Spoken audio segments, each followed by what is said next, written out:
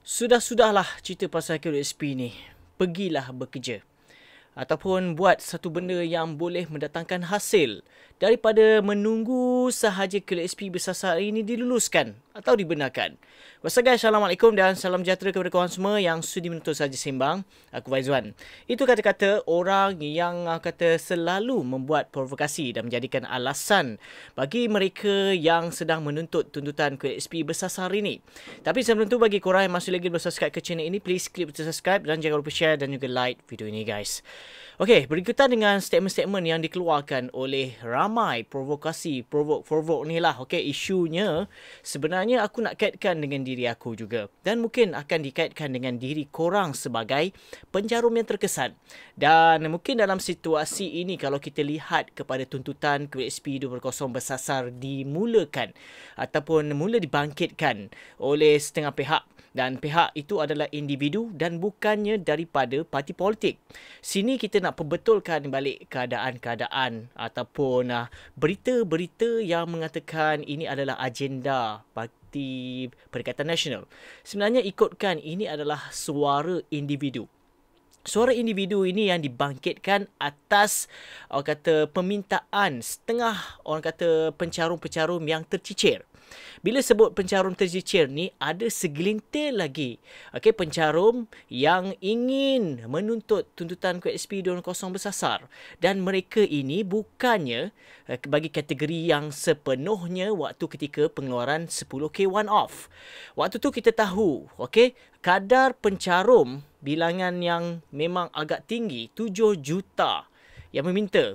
Dan sekarang ini yang buat tuntutan KSP 2.0 bersasar ni adalah seperti mana yang kita sedia maklum oleh data yang dikumpulkan oleh PJIRM, iaitu NGO yang tuntut menyuarakan perkara ini, adalah seramai 320,000 sahaja mereka yang bersasar. Dan usul itu pun telah dibawa ke KSP sendiri baru-baru ini yang kita tahu sebelum raya. Solidariti yang telah berlaku sekitar pada bulan Ramadan itu. Dan ini sebenarnya harapan bagi pencarum ataupun NGO PJRM sebenarnya, bagi mereka KSP buat semakan silang. Adakah data-data ini adalah telus, betul ataupun tidak? Yang dimaksudkan dengan bersasar. Itu harapannya sahaja. Setakat ini kalau kita lihat, perkara ini telah dibangkitkan mengatakan saya susah. Saya ingin membayar hutang. Tetapi untuk nak measure balik, cerita pasal measure kan, kita nak track balik rekod orang yang bersasar ni ataupun pencarum yang bersasar ni bagaimana. Ini saja pilihan dia. So berbalik kepada topik yang aku nak cerita. Pergilah kerja, kan? Sebenarnya kalau kita lihat, golongan tercicir ni ada banyak. Salah satunya disebabkan faktor usia mereka yang mempunyai umur sekitar 40 tahun ke atas yang telah diberhentikan kerja. Mereka ini cuba cari kerja.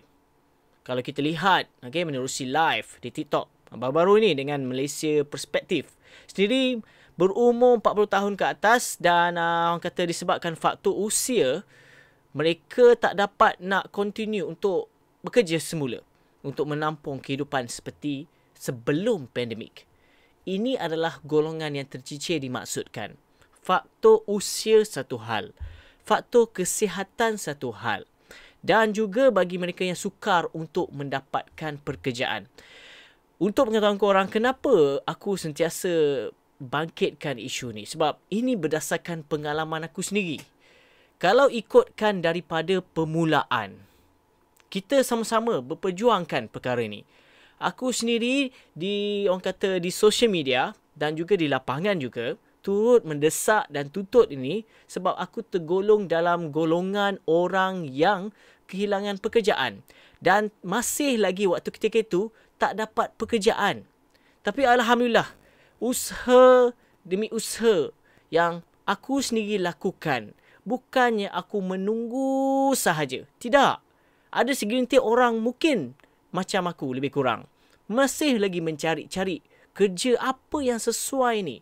Tetapi apakan daya, kadang setengah pihak ataupun setengah majikan tidak suka ambil pekerja yang mungkin orang kata berusia 38 ke atas ataupun 4 series lah, okay? Disebabkan mereka ini terlalu tua dan berpengalaman, dan majikan pun sendiri tak mampu untuk nak bayar gaji mereka ini. Mungkin dianggap berpengalaman dan mungkin dah ada benchmark, okay? Kota gaji mereka setakat macam mestilah kata dalam lingkungan 4,000 ke atas. Kalau lebih baik dia fikirkan ambil saja fresh graduate. Itu yang dipikir oleh majikan.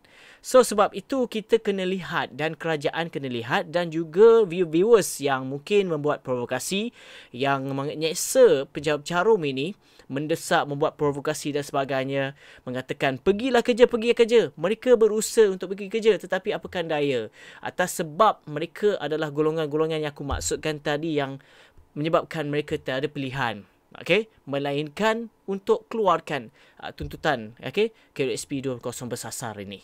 So sebab itu dalam situasi ini dah banyak kali kita ceritakan, okay?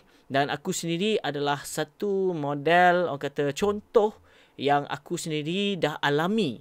Walaupun sekarang ni dah dapat kerja, tetapi bagi aku perlu bagi kita sama-sama, orang kata, perjuangkan sehingga mereka ini berjaya untuk tuntut KUSP mereka ini.